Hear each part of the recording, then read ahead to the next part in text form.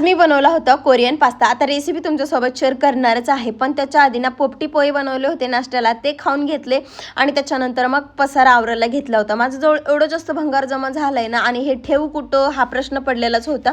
आणि इथं तिथं ठेवण्यापेक्षा म्हणलं चला एकदा याचं पोतं बांधून वरती नेऊन ठेवूया। मग जिन्यामध्ये वरती नेऊन ठेवलं, जिथं कोणी येत जात नाही तिथं। त्यानंतर पडलेली भांडी होती ती घासून घेतली, त्याच्यानंतर खिचडी बनवली होती जेवणामध्ये, ती खाऊन घेतली आणि मग बनवायला घेतला होता इथं पास्ता।